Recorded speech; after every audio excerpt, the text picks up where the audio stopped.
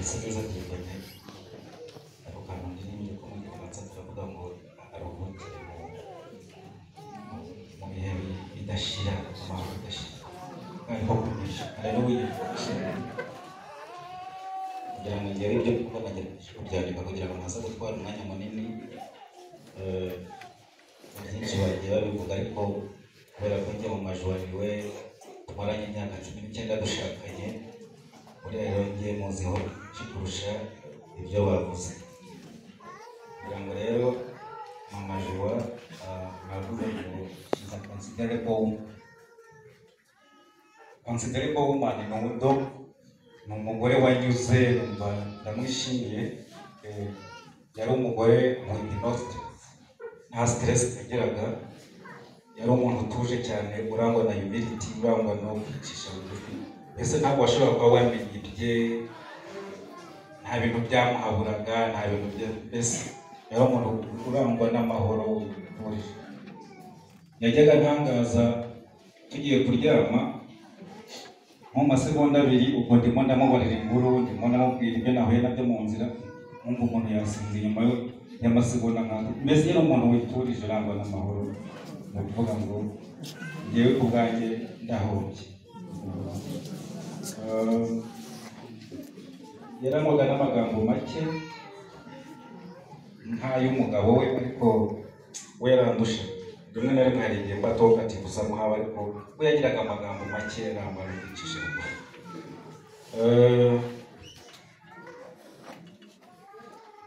Imana yakomeje kuduhisha ko mama Joa azapfa yagomye kubiduhisha cyane mu byumweru 2 bishize nibwo twatangiye kumenya amakuru kubihishurirwa yuko mama Joa ari umugenzi ujya mu ijuru mu byumweru 2 rwose noneho by'umwihariko kuwa gatandatu kugira ngo nari maze nk'amezi 3 ntagira ahangaha naje hano ku igaburo iryo gaburo nariye ryarampaye imbaraga zikomeye cyane ariko nibyo rwose iyo ni certitude ntabwo ari ikinyoma kuko muri iryo joro nararyamye ryo kuwa gatandatu ariko mbere yuko ryama naramusuye ku mugoroba nk'uko namusuraga ariko mbona yahindutse mbona intege nkeya zirenze kuba nkeya bituma rero nta mfite impungenge umugore wanjye ashobora kuba agiye kweri icyo gihe nararyamye nta gatotsi nigeze ntora kugeza ya saa 9 ariko bigeze saa 9 akantu kaje mu jisho nako karangira saa 10 urumva isaha imwe noneho bitangira yerekwa mbona mama Joa ndamufashe gutya mufashe tuza noneho nde hejuru musengera mvuga ngo Mana uhereza ingabo z'abamarayika zikomeye cyane zitware umugeni wawe kuko ni umugeni wuzuye mvuga ngo kingura ijuru umwaki ibyo neretswe mufashe kutuza noneho amaze n'iminsi nyine atavuga atagira ijambo avuga ngo murimo kumufata mu gatuza abavuze ijwi riranguye nk'umuntu washize kuri microphone ariko Imana ntabwo yisindiri yavuze gusa icyo yageretse nuko yavuze ijwi ryiza riyumbuye bitanga muri izo nzozi zivuyemo warumva izo nzozi nubwo wenda rimwe na rimwe ari byiza ariko navuze ntoya kandi byanze byigireyo ariko wa gatandatu nijoro ngiye mu kabura cyane nditegura umuntu ngiye gusenga ngo nibura saa 6 niba gusenga njye kumureba nibwo bakoresheje telefone y'umurwaza muganga arampamagara arambwira ati rero tibambuka no kwa muganga muganga ko nteye ubwoba twaje kumubwira ukamwiza ukuri bimeze bitatu bambuka no kwa muganga yewe atagira niba udahari kandi mama Joa twabaye inshuti mama Joa sinzi ntabwo uzamuheza yakumvaga n'abantu bose ahantu hose yageraga bamwiyumvagamo bakamukunda abaganga bakamukunda uzi ko abaganga bamwita agashiri abaganga ni rwamagana imbere n'abadamu bamwita agashiri barambwira bati mama Joa twagiranye amasezerano avuga ngo umunsi azaba ageze mu bihe bya nyuma nzamurarikira abantu b'abanyamasengesho bafite agatege n'akabaraga kugira ngo bamushyire mu biganza by'Imana kuko we nta akuka kenshi afite niyo asenze yumva bitari kugerayo neza. Umwaka Yesu abitsa abambwira ati nugushe ushaka abantu bamufashe gusenga. Nubwo nageze ya nyuma niyambaza abantu bahane Kayonza, ngira umuyobozi wa gahunda yaje kuvuga ati hari abantu muzi batasengera abaporotera muri ya bitaro. Abantu baraje barasenga haje abantu barenze 20 bagenda baza mu cyiciro basubirayo, ariko noneho icyiciro cy'abantu bake basigaye inyuma nibo baje gusenga Imana babwira iti mama Joana Mugeni, Imana yashimye imirimo ye yaramwejeje byose yarabitunganije yabirangije, ati ndetse n'ikimenyimenyi utahakanye gutinze nuko nanjye icyo gihe ndavuga ndarara ijoro mu buzima bwanjye ku myaka 40 mfite sindabona umuntu uva mu mubiri ndi kumwe nawe ninjye nawe. Nabanye na mu majoro ijoro ryose, agatotsi kanyuze mu maso usibye gake kantwaye nabwo saa 9 mpita ndavuga Imana ashobora kuba yancitse, ngarutse nicuye nsanga aracyareba ndavuga Imana ishimwe ntabwo wacitse. Ubwo nibwo bwakeye kuva saa 3 abaganga rero musohoke dukorera bacu amasuku. Nuko gakeya bari kumukorera amasuku nibwo umurwaza yabaye mugarutse banasohotse arira. Ninjiye nsanga amaze kuba mu biganza by'abaganga umuhigo wanjye ntabwo ugezweho, numva agomba kuganza numva rero musengere ibikoresho bya nyuma ndabona atari yacu ngo musengere nzamuha ikiganza gahanga ke ndamusengera. Nuko ndavuga iti bayi Imana nagukunze kuruta uko nagukundaga, ariko aragabo nari ntarutse Imana yampishuriye ko mama Joana Mugeni weze ubu nimo bweje nicyo kintu kinkomeje. Umudamu wanjye yagiye ku ijuru kandi ko nanjye nubwo nsigaranye n'abana Imana izabana nanjye. Ikintu ndakishimiye cyane. Reka nkurikize wo gushima, ndashima Imana yabanye nanjye sinsabe kuko karashobora ko nasara kuko ejo ku itariki 20 kwa karindwi nibwo imyaka 4 yuzuye imyaka 4 arwaye ndetse atangira kampeni yo kwivuza. Muri ibyo byose rero ntabwo ari ukubita namutakajeho amafaranga menshi arenga 6 miliyoni yagiye. Ibyo nabyo byari ngombwa kandi Imana yari ibizi, so ndashimira Imana rero yabanye nanjye singware. Ikindi ndashimira Imana ko yampaye abana b'umugisha.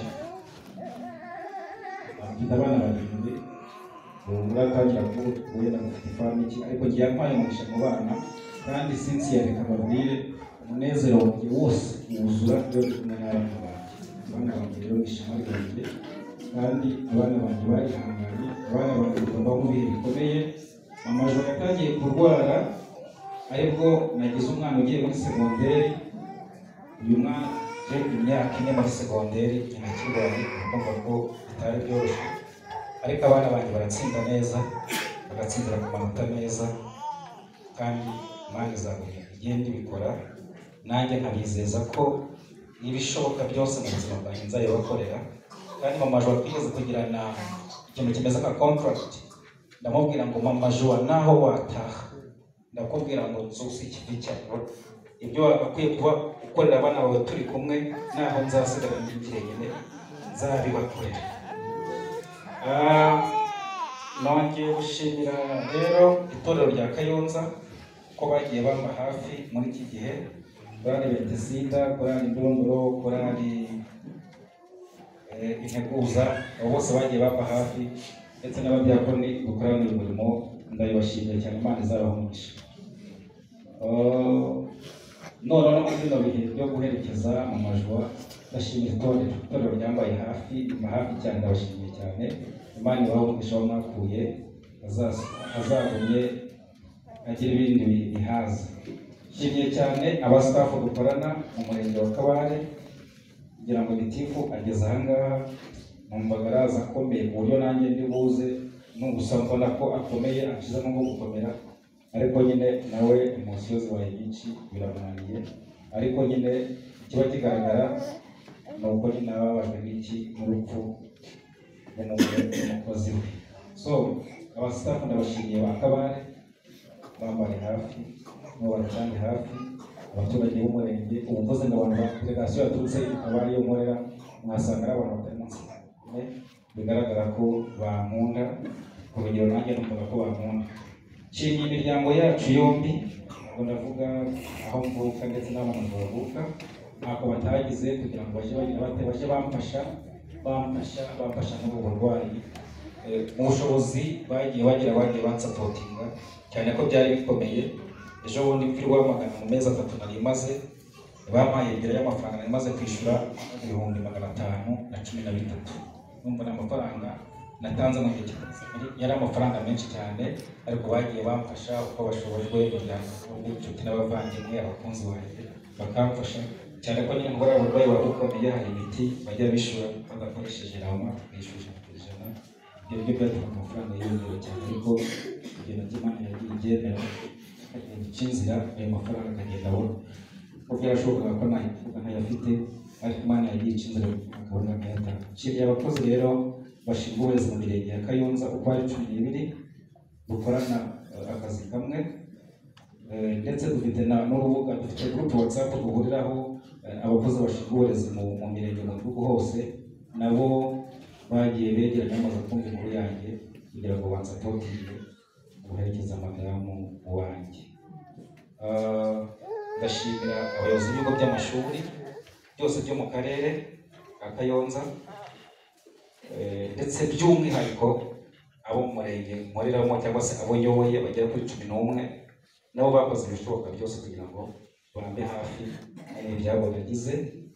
None ikigeretse kuri ibyo cyane ntangaje cyo gutuma nkunda kugira umuziki cyane nuko urwaramutse rugira no mu barimu, ku buryo abarimu bose b'umurenge wa Kabare bumvishije inkuru bavuga bati umukozi wacu tubana umunsi ku munsi ntabwo yagira ibyago ngo twicecekere.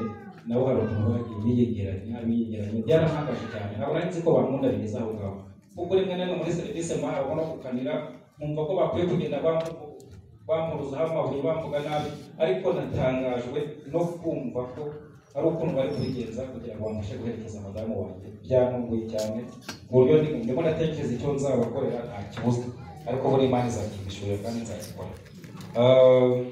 Nsoje rero nshimira buri wese,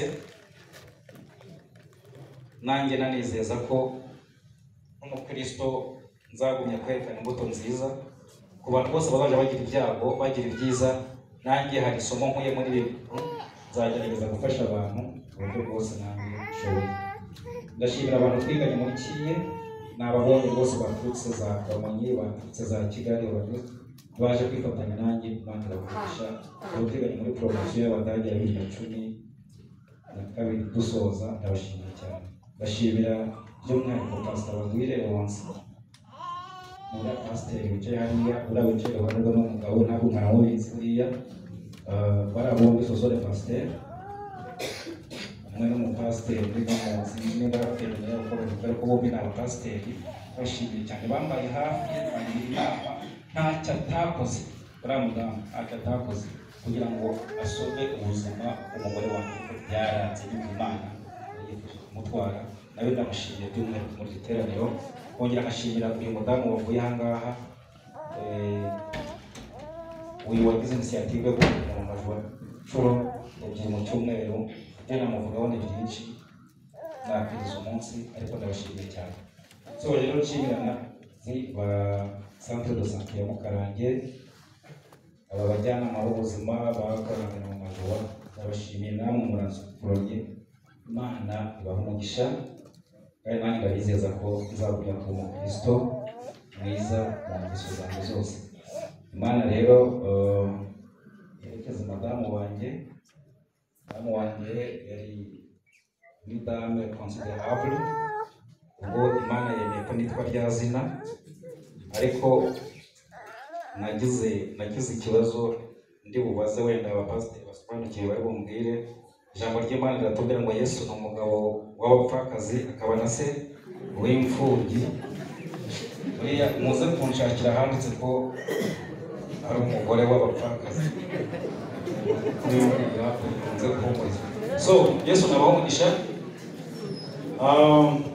Abana banyu ndabashimiye mukomere cyane turi kumwe, nzabakora ibishoboka byose kugira ngo tubane neza kandi Uwiteka azadushyigikira. Imana ibahe umugisha, murakoze cyane.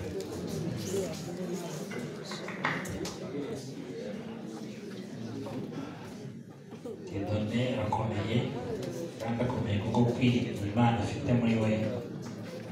Ibyo